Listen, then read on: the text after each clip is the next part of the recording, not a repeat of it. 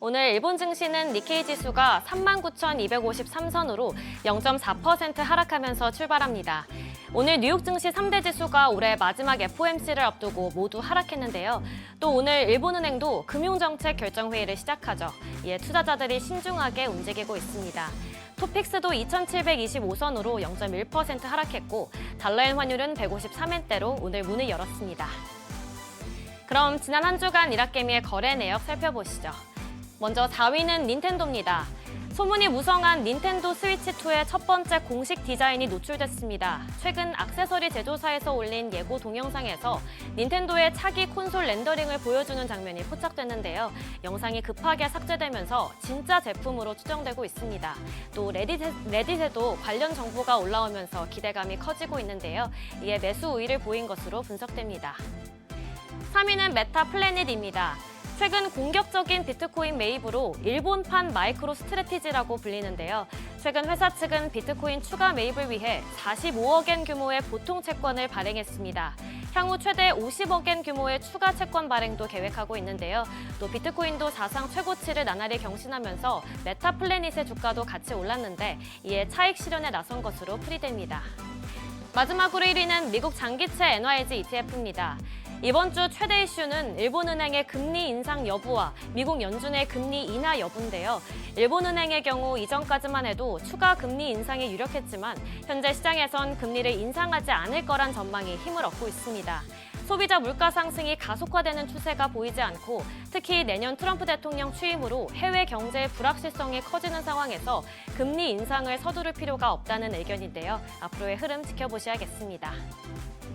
이어서 일본 증시에서 주목받은 이슈들 살펴보겠습니다. 먼저 일본 메모리 반도체 기업 키옥시아가 드디어 오늘 도쿄 증권거래소에 상장합니다. 예상 시가총액은 7,800억엔 규모인데요. 당초 목표가의 절반 수준이지만 내년 1월 트럼프 미국 대통령 취임 후 지정 확정 리스크가 높아질 가능성이 있어서 그 전에 상장하는 것으로 분석됩니다. 키옥시아는 상장 후 조달 자금으로 AI용 최첨단 낸드 플래시를 증산할 계획인데요. 내년 9월엔 혼슈 동북부 공장에서 새로운 시설을 가동할 예정입니다. 한편 키옥시아에 4조 원을 투자한 SK하이닉스가 상장 이후 일부 투자금 회수를 검토할 거란 전망이 나오는데요. 그러나 메모리 반도체 사업을 위해선 협력 관계를 유지하는 편이 낫다는 의견도 나오고 있습니다. 다음은 소프트뱅크입니다. 소프트뱅크의 손정희 회장이 1,000억 달러 규모의 대미 투자 계획을 발표했습니다. 이 소식에 어제 주가가 4% 넘게 올랐는데요. 앞으로 4년에 걸쳐 미국에서 AI 관련 인프라에 대대적인 투자에 나서고 또 이와 관련된 10만 개의 일자리 창출도 약속했습니다. 소프트뱅크는 앞서 트럼프 1기 때도 투자한 바 있는데요. 이때보다 모든 규모가 2배 늘었습니다. 투자 자금은 소프트뱅크가 운용하는 비전펀드나 대주주로 있는 영국 반도체 기업 암 등을 통해 다양한 경로에서 조성될 예정입니다. 마지막으로 일본 증시 관련 소식입니다.